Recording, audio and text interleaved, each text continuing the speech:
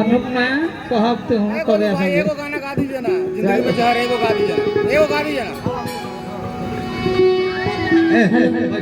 खाना मत हो। हेलो हेलो विधा गाने के लिए सीखो तुम पाइए हेलो कौन सा स्केल है या तुम सी शार्प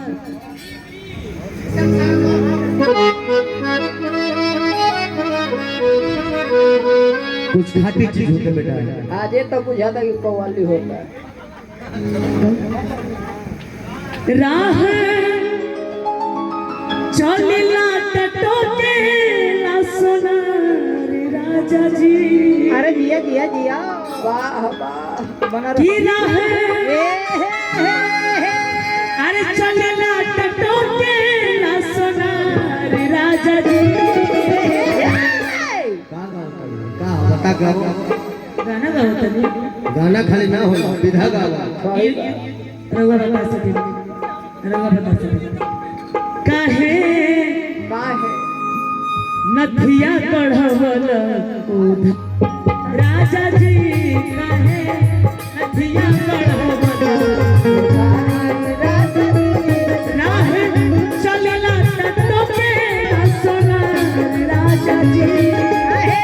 चलेला टटोके सोना राजा जी राहे रुक रे रिकी भैया रिकी भैया तू जो सुन जो अब प्रोग्राम बनना हो 5 बजे तक होता हो गाओ रे काहे नथिया बढ़वल राजा जी काहे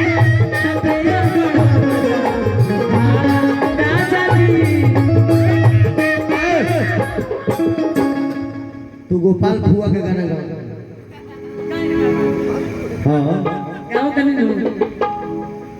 काहे क्रिया धरा में लुतुआ के तरे काहे क्रिया धरा में लुतुआ के तरे काहे क्रिया धरा में लुतुआ के तरे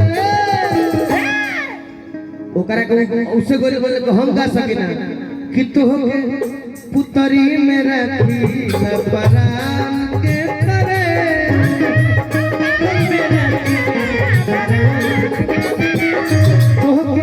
पुतरी में रखी परान के तरे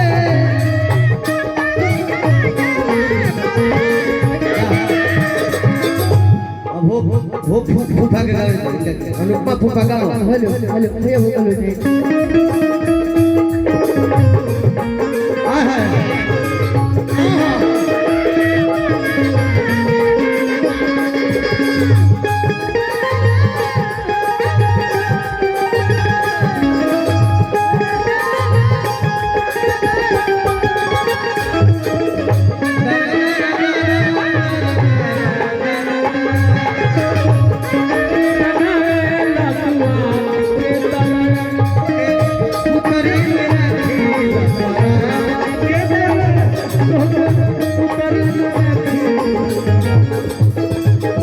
अभी गीत है जो अच्छा लगता है काहे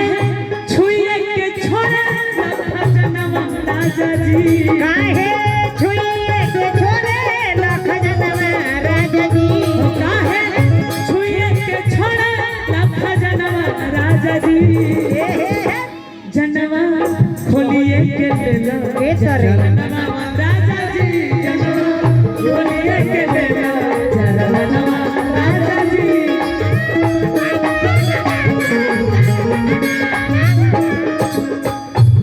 तोहर लुरना सहाला तोहर लुरना सहाला सजनवा राजदी हेलो तू तो करना मजा तू तो करना मजा केहू के समनवा राजदी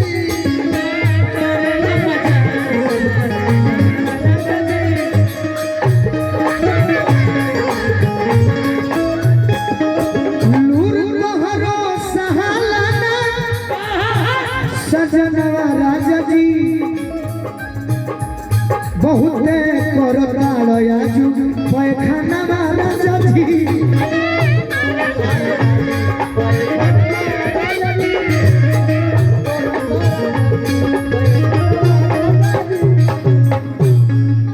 राजेश